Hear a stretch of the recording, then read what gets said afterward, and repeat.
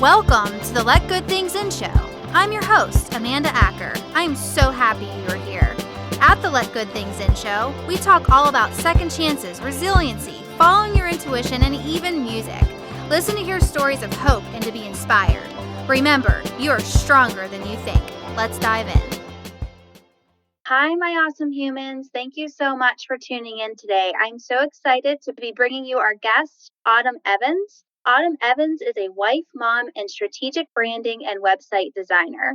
Determination is what has gotten her through a rough past. She has survived severe childhood abuse, going through 27 foster homes and 2 group homes, having 5 miscarriages, and struggling with infertility for 9 years. Hi, Autumn. It is so great to have you on the show. Yeah, thank you for having me on. Yeah, sure. So could you just tell us a little bit about your past and where you came from and how you were able to get to where you're at today? Yeah, absolutely. So, as you said in the introduction, a very abusive childhood with my mom and my stepfather. And my biological dad wasn't really in the picture during my childhood. So, there was a lot of physical abuse, emotional, verbal abuse going on. And at 8 years old, I was put into foster care.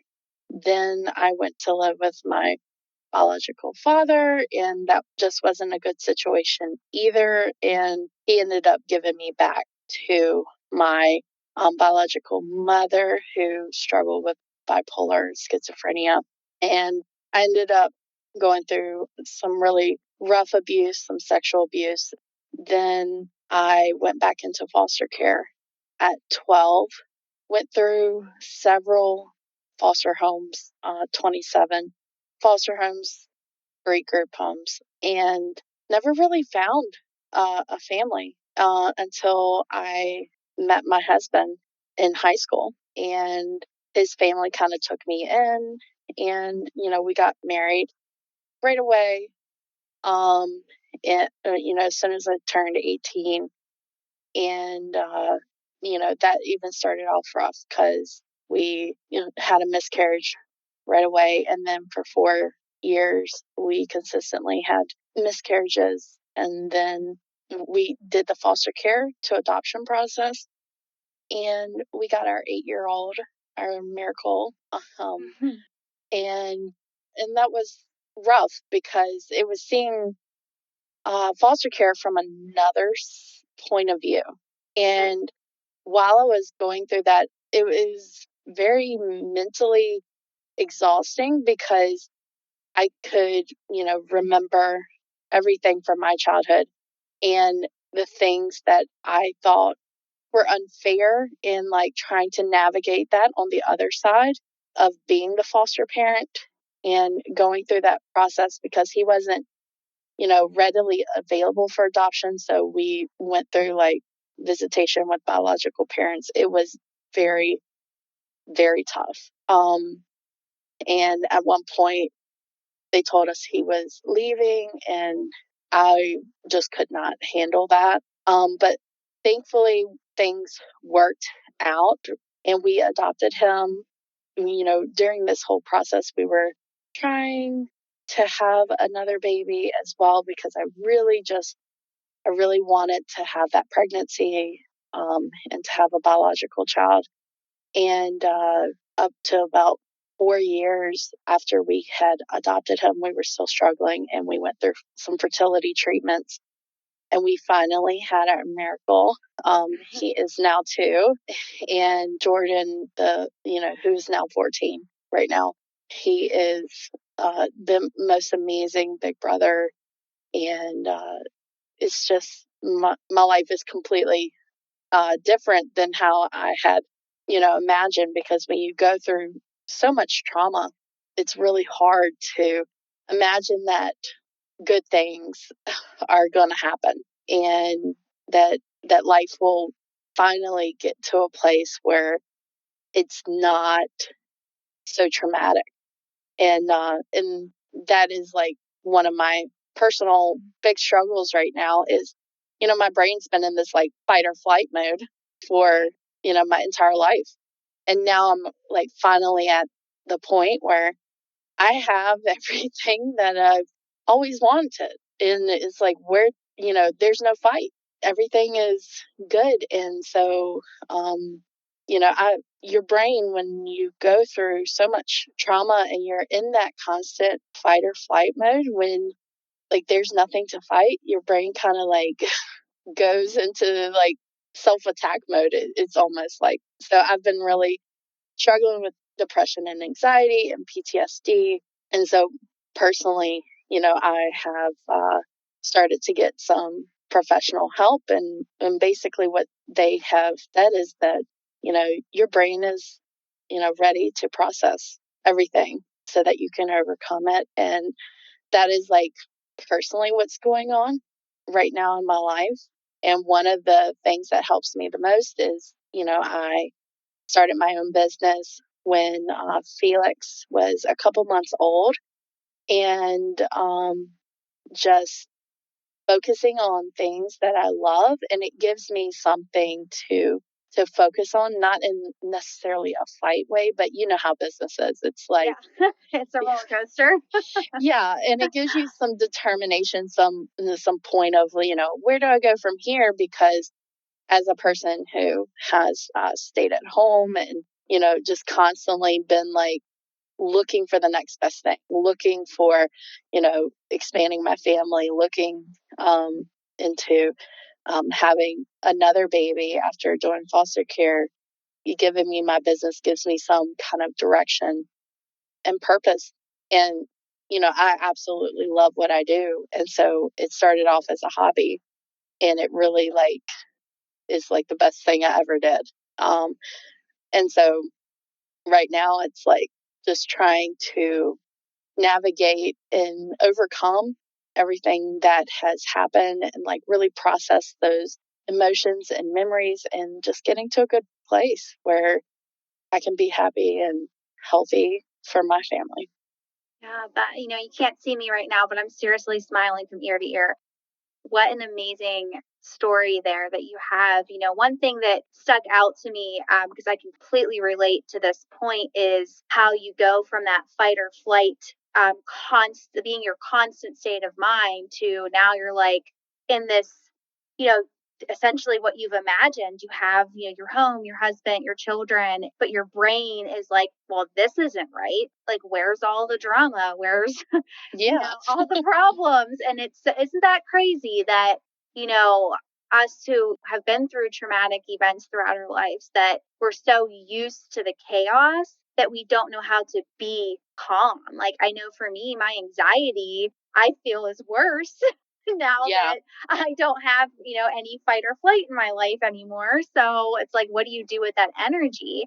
So, Autumn, what I would ask you too, I know with your business, you said that gives you that, you can do something with your energy that, normally would be used, to go into that fight or flight mode. So, what are some other things that you like to do, I guess, essentially for what people like to call it self care, to help you get through those moments where you're feeling low? Is there anything else that you like to do besides your business for that?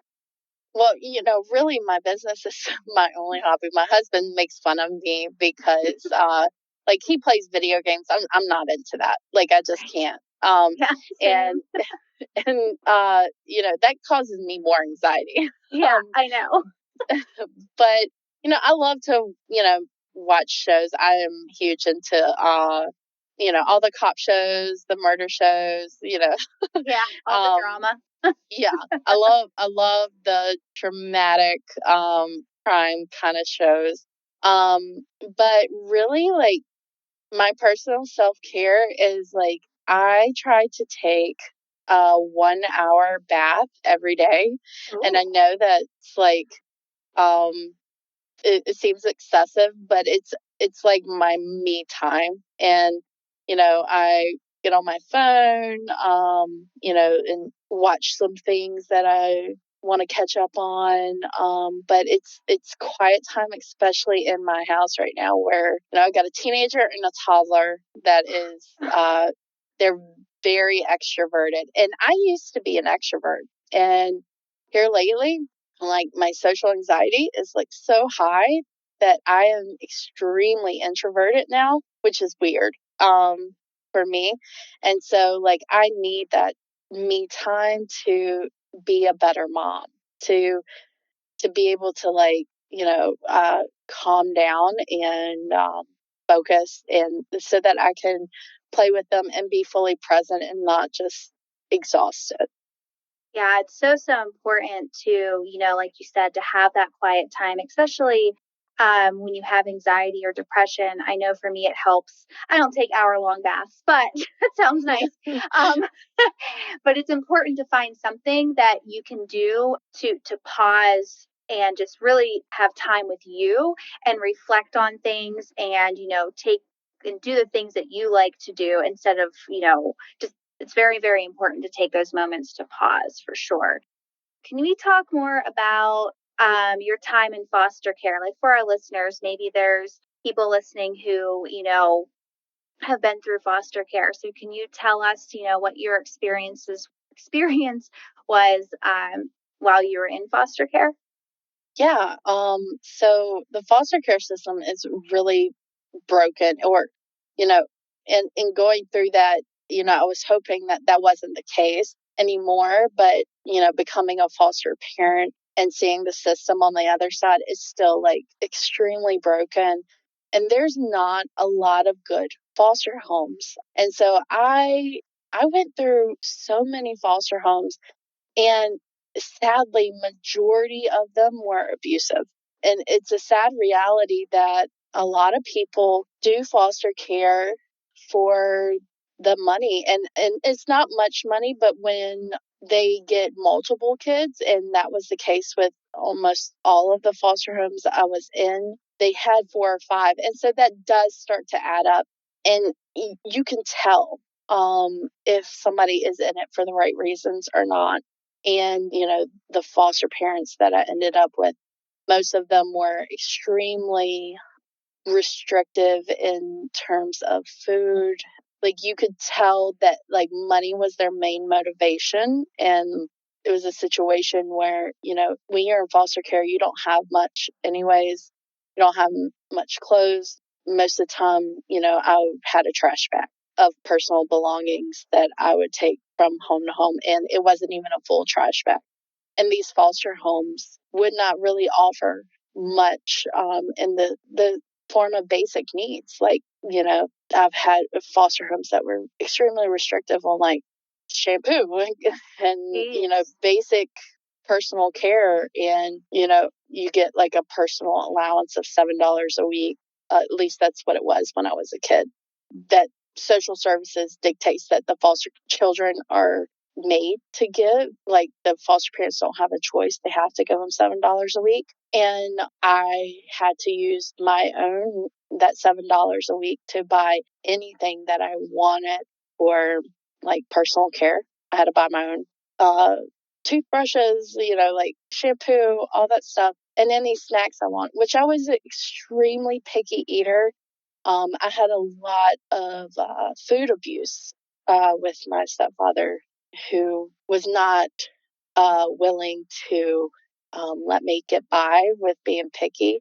And I won't go into the details, but it was very, very gruesome, being forced to eat something and then throwing up and then being forced to eat that. So like, food was a big trigger for me.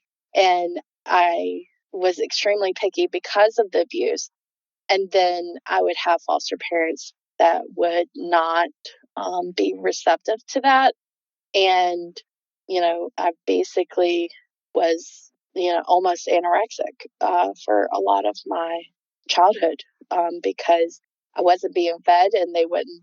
It was like that whole thing of, you're going to eat what we have on the table. And because of the trauma, that just was not something that I could do, you Right. know. Yeah. And so a lot of these foster homes, you could tell that they were in it for, to make ends meet, and they weren't in it for, to give somebody a place to love, and to be loved, and to really help them through a hard time. So that was a really big passion of mine, I always said, whether we had kids or not, that I wanted to do foster care and to really like help out a child, that then to give them someone to love, someone that understood what they have been through. And because there's like really not a lot of good foster homes to this day, at least in our area, it's sad to see what my son went through with foster care, and I'm angry for him. I hate it for him. Um, but I'm glad that it worked out. I'm glad that we was able to get him and provide a loving home where he is fully accepted and understood. Yeah, that's beautiful. Now, my one question, thinking back to, when you were in foster care and the foster care system now, so these social workers, this is just me asking, were you able to reach out to them to tell them what was happening? Were they able to, what was their role in this process? Like that seems like I just, every time I hear about foster care and the horrible things that kids had to go through, it literally breaks my heart. And I Yeah. just didn't understand, from someone who's been through it, like the social workers, how was that going on while there's people who are supposed to be overseeing it? Like, were they not, I don't know if you're, I don't want to like say anything bad about them, but I'm just curious what their role in all of that was. Would they just take you out and give you to somebody else? Like, how did that work?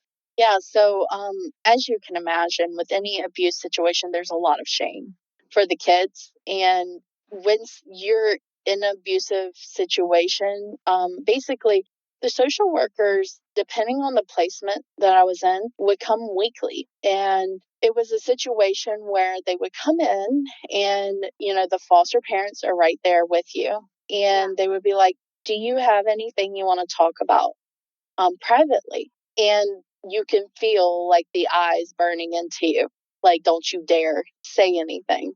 And then there was times that they took you into the room, but there's this paranoia that comes with abuse, that you think that they are going to overhear and that it's going to get worse, or nobody's going to believe you. And that was a big source, because like one of the foster homes I was in, they were very popular with the social workers, and they were really popular with my counselor. It was really, really bad, to the extent that they were really good friends with my therapist.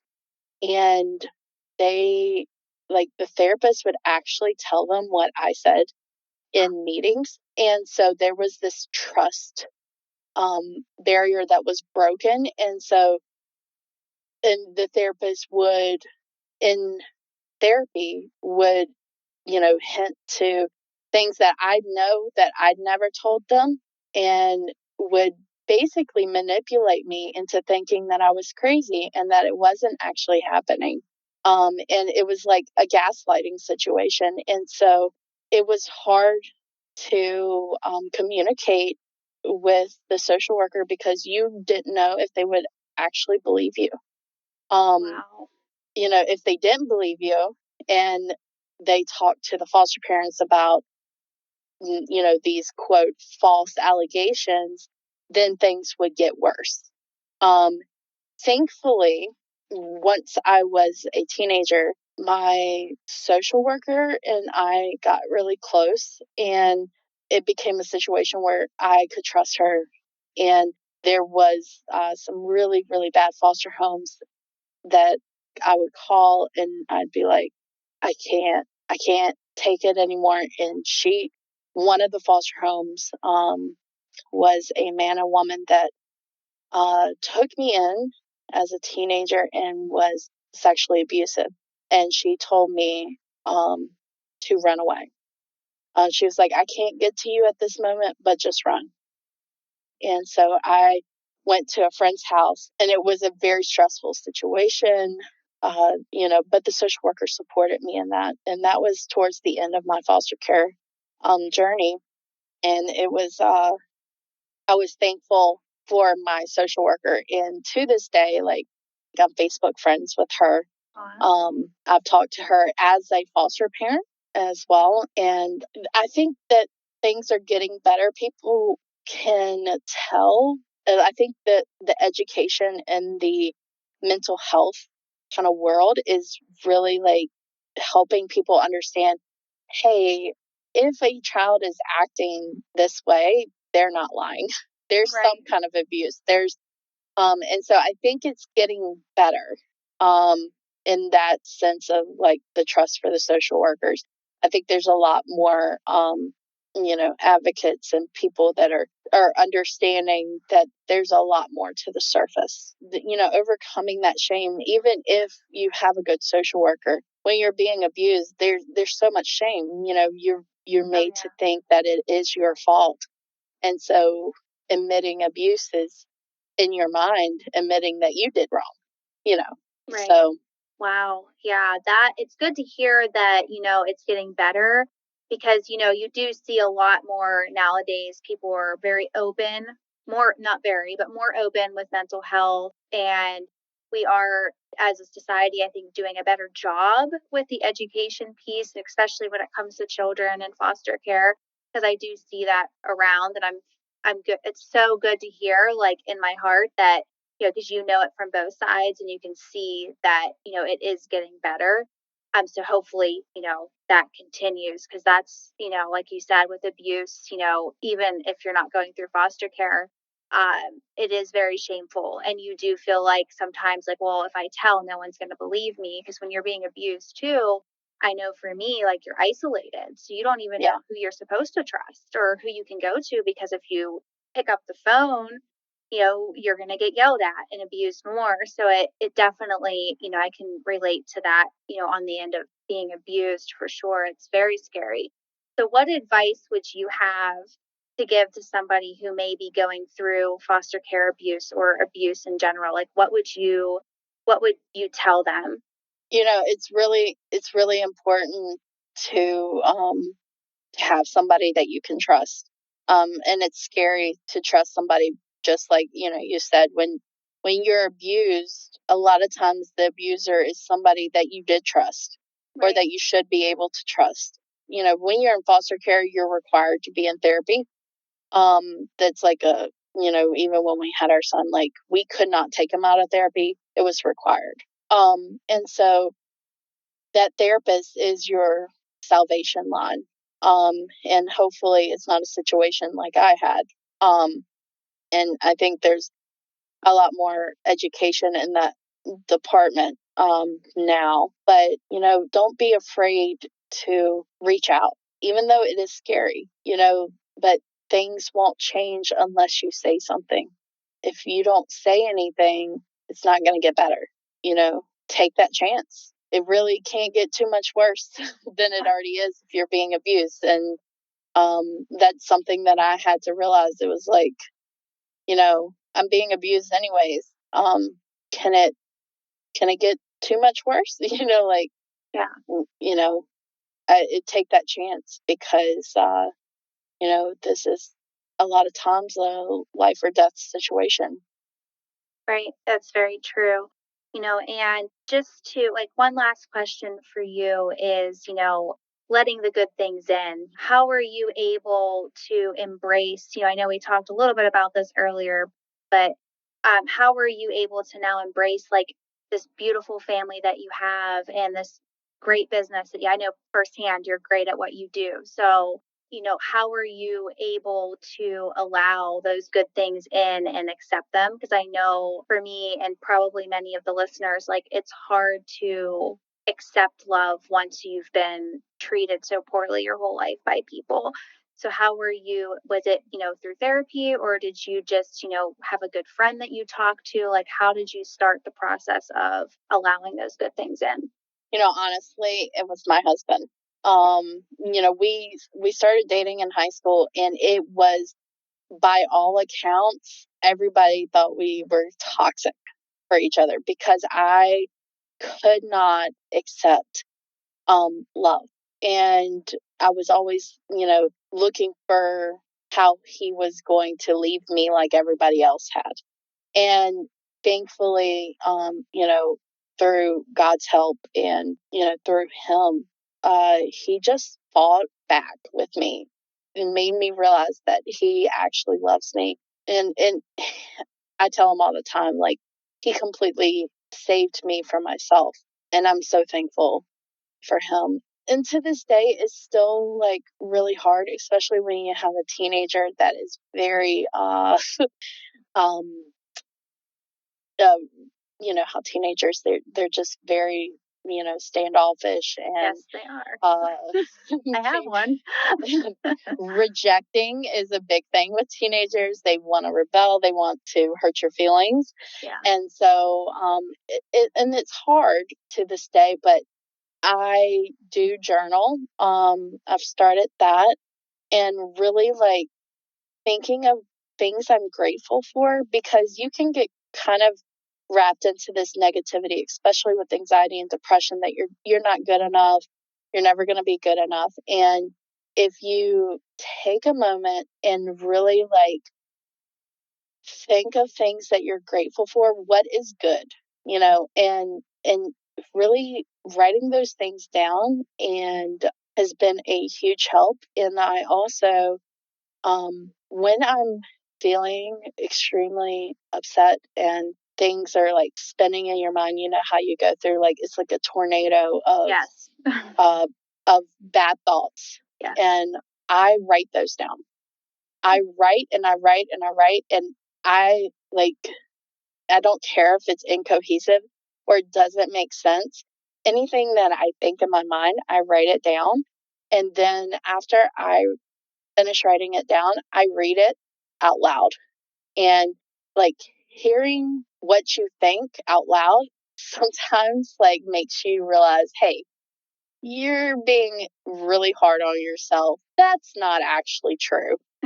And so writing it out loud and then like just burning that piece of paper and like letting those thoughts kind of burn away and then immediately adding in good thoughts and thinking about the things you're grateful for to give, that negative space in your heart something good to focus on, and that really really helps me. Yeah, that's amazing. I know, like what you said, when you write down the negative thoughts and then you read them back, you're just like, who's even saying this, you know? Yeah. Because we're so used to, like we spoke on earlier, we're so used to the negativity that, our minds want to control. So if we have a good thing in our life, our minds instantly want to destroy it because our minds are so called protecting us. It's like we don't need Yeah. that anymore, you know? So, but yeah, I love that you journal. That's so, so therapeutic. And the burning things, I think I need to start doing that. That's really good advice because that's like you're not just like saying them and then ripping them up, like you're watching them turn into ash. And that I could see that as being extremely therapeutic and getting rid of some of that negative energy that we hold on to for whatever Yeah. reason. And believe it or not, sometimes it's really hard to burn it because like your mind wants to like hold on to it because it's protecting, like you said, it's like protecting you, and you're always waiting for the bottom to fall out Yep. of life, and it's like this shell shock situation, and so it can be difficult to do it at first and letting those feelings go, for some reason. I know that sounds ridiculous saying it out loud, but it's one of those things like it really helps a lot. Yeah, it's not ridiculous. I know I think that too, like, why am I holding on so dearly to these negative thoughts that I'm not good enough and who's going to listen to me and, all those things. But in reality, it's because, like we said, our brains are simply trying to protect us in some wonky way, you know? Yeah. So, um, but yes, so this has been an amazing conversation, Autumn. I'm so grateful to have had you on the show, and thank you so much for being vulnerable and sharing your story with us. It's going to help. It's going to help a lot of people to know, that there is hope, and even if they are being abused or going through, stressful situations throughout foster care, that there is hope and it is possible to come out on the other side and have the family and, in your case, that amazing business that you get to do every day. So just to tie things up, what is the number one advice you would give the listeners here today on, just one thing they should do every day to keep a positive mindset? Yeah, I think focusing on those things that you're grateful for and knowing that it's okay to get help. It's okay to be on medicine. It's okay to get therapy. It's okay. It doesn't make you weird. It doesn't make you crazy. Like accept yourself and focus on those good things. Yeah, that's beautiful. Thank you so much, Autumn, again. And just as a reminder to everybody listening, remember you are stronger than you think, and you can have the life you imagine, regardless of your past. Make sure to hit that subscribe or follow button so you don't miss an episode of the show, and I will talk to you all soon.